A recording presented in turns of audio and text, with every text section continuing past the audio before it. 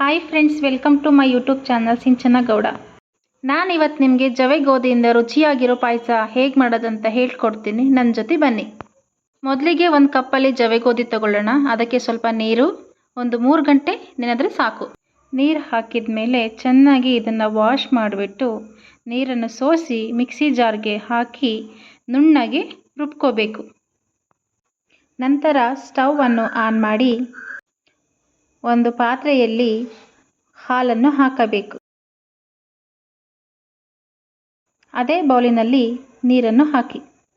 ನಂತರ ಅದೇ ಕಪ್ಪಿನ ಅಳತೆಯಲ್ಲಿ ಬೆಲ್ಲದ ಪಾಕವನ್ನು ಮಾಡಿಕೊಳ್ಳಬೇಕು. ತದನಂತರ ಅದನ್ನು ಹಾಲಿನ ಮಿಶ್ರಣಕ್ಕೆ ಸೋಸಬೇಕು. ಕಸ ಕಡ್ಡಿ ಎಲ್ಲ ಹೋಗುತ್ತದೆ.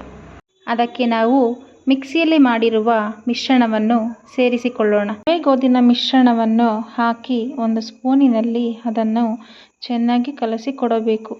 ಇಲ್ಲವಾದರೆ ಅದು ಗಂಟು ಗಂಟಾಗುತ್ತದೆ ಹಿಟ್ಟು.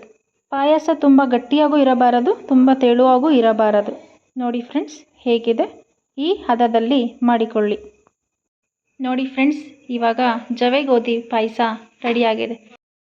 10 ರಿಂದ 15 ನಿಮಿಷ ಒಲೆ ಮೇಲೆ ಇಟ್ಟರೆ ಸಾಕು. ನೋಡಿ ಫ್ರೆಂಡ್ಸ್, ರುಚಿಕರವಾದ ಜವೆ ಗೋಧಿ ಪಾಯಸ ರೆಡಿಯಾಗಿದೆ.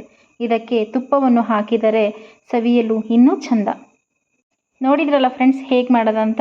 ನೀವು ಮನೆಯಲ್ಲಿ ಟ್ರೈ ಮಾಡಿ.